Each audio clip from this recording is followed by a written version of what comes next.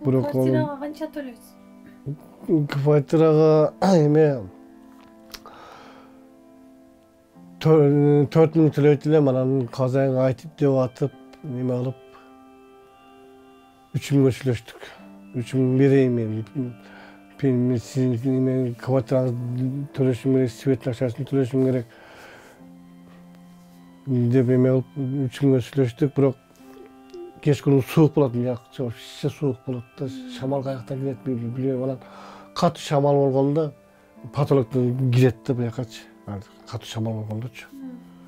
Анда суук болгондо кичине шамал болсо болду, сразу кирет да анан. Тешиктер го анан, тешиктери. Булар балдарга айтып деп эметип аттым менчи. Бүтөгөн менен баары шамал кирет экен. Мен анан тешиктери болду.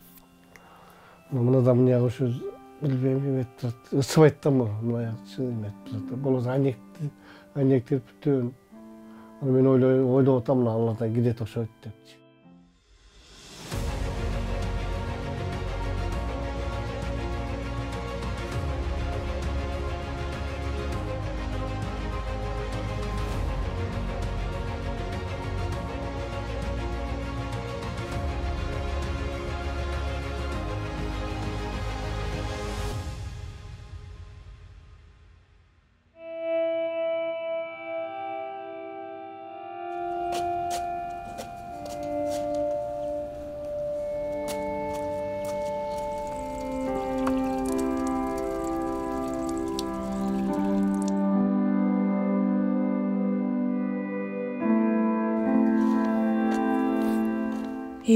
жаштагы Анарбек Сагынбаев акыркы 1,5 жылдан бери көрүү мүмкүнчүлүгүнөн ажырап, интип ишке жараксыз болуп калды. Ал буга чейин кадимкидей иштеп, өз турмуш арабасын өзү тартып келген. Ал Ош облусунун Кара-Кулжа районуна караштуу Ак Кый айылында жарык дүйнөгө келип, кийин Бишкекке көчүп келген. Учурда Ош базардын айланасында Батирде жалгыз күн кечирүүдө. Ошентип иштеп жүрүп анан кийин майда орозо бүткөндө майда келдим заводского, ошол жерден келип пиццакта иштеп жүрдүм, жакшы эле жүрдүм. Кийин уже августта көзүм уже начарлай баштады. Уже иляж болбой калды да, көзүм көргөнгө болбой калды. Балдарым айтып калды, көзүң да эметип атат, жыгылып болуп калба. Эми бизде ар кыл иш болот да, мисалы этажда иштейсиң, жерде иштейсиң, бүтөн коесуң дегендей. Анан балдар айтты, бирок өзүң сен болбой калыпсың ушу көзүң деди. Ошо менен эметпей калдым, көзүм жакшы эметпей калды, анан мен деп жүрдүм ошентип.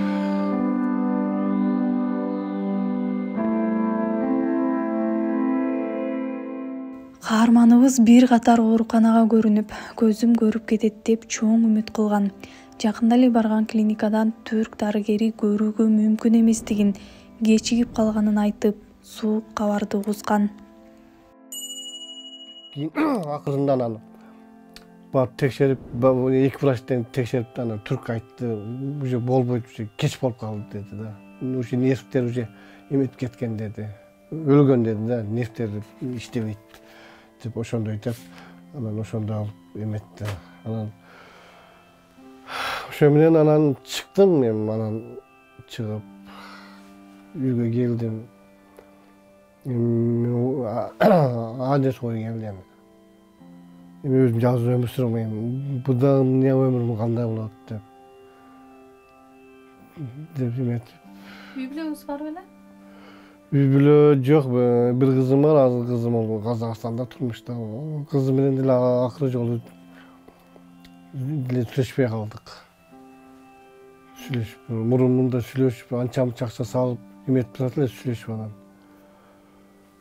Кызым да сал калпты көп айтып койду, анан ошодон сал эметип калдык, урушуп, анан ошодон кийин мен дедим, өз менен өзү болсо болду дедим мен. Анан сүйлөшпөйбүз. Ошо иштеп жүрүп, жакшы эле иштеп жүрүп, ушундай болуп кеттим да, эметип. Иштеп жакшы эле жүрүп. Ошентип анан күндөн күнгө эме сылаш болуп кетти. Себебин эмне экенин ошо так айта алышпайт экен, нервтерден болуш керек. Просто улар түрктөр айтты, бул нерв өлгөн деди, ошен нерв деди, нерв өлгөн. Geçen günü görgöndürсüңөр emet ошо мен бирок ошондо баягы бир врач ошондо айтып атканына мен сүйүндүм да. Значит, көзүм көрөт экен. Курусталин алып таштаса, башка курусталин операция кылып туруп, башка курусталин салабыз деп атканына мен сүйүнүп, Айжан да сүйүнүп аткан. Айжан да жанымда жүрдү да ошо жерде кошо чыгып, кошо кирип эметип. Ошондо эме деди. Кийин баргандан кийин тур айтты, болбойт деди. Муну операция кылганда деле баары көрбөйт деп койду. Болбойт деди, анан кийин Ondan ошо менен отуруп калдык эми тагдыр экен ар адамдын пешесинде жазат дейт го. Ар адамдын пешесинде жазат, ошо жазганын көрөсүң дейт го ошо. Эми жазганын көрүп атабыз. Бирок мен чын мындай эметкенде мен вообще мындай тагдыр мындай болот деп ойлогон эмесмин чынын айтканда. Үмүтүм өтө чоң болгон болчу. Бирок эме го ар адамдын өзүнүн кыялы болот, максаты болот. Мен только бир эле ошо кыялым болду. Көзүм көрсө, мен ошо кыялданып жүргөмүш. Көзүм эле көрсө болду, калган проблема жок депчи. Болбосо мен только мисалы ишеним оорубайт. Öpküm orubayt, böreğim orubayt, başım orubayt. Misali gözümün emet durat da emet ошо көздөн эметип албай иштей албайм. Көчөгө чыкканда зорго басам таяк менен сиз мен баса албайм. Анан кечке вообще чыкпайм. Жыгылып калам, эметип анан машинанын жарыгында көзүм вообще көрбөй калат. Анан мына кошуна балдар напан эметкенде случайно чыгып калабыз да. Тамак ичебиз, митебиз, басыңды балдар жетелеп алып келет. Кошулар тамак ичебиз, басыңды деп эметкенде. Эмнеде бир дос бар, ошол алып барат, кээде тамак ичип келет бас деп. Бара тамак ичип, ошо жетелеп келет. Базарга барганда ошо эптеп барам, ошо керектүү нерсени алам, напан. Ошо келем, колуман келсе эптеп бир тамак кылып ичип жеп жатам. Жатканда деле баары жан башың таалайт, отурасың, ойлоносуң. Эмне мындай болуп калдым деп.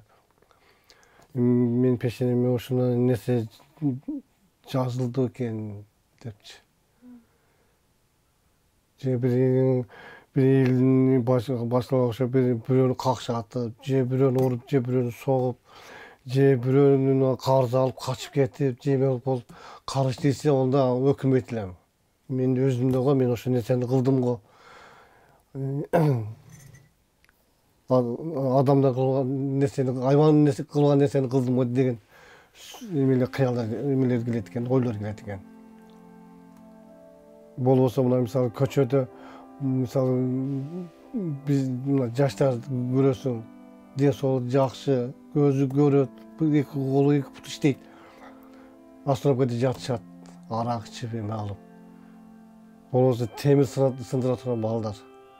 Ошондо ошолорду көрүп айтам да, чиркин-ай, мен ушундай көзүм көргөндөрчү эме кылат элем деп иштеп, мээнет кылып, акча таап депчи.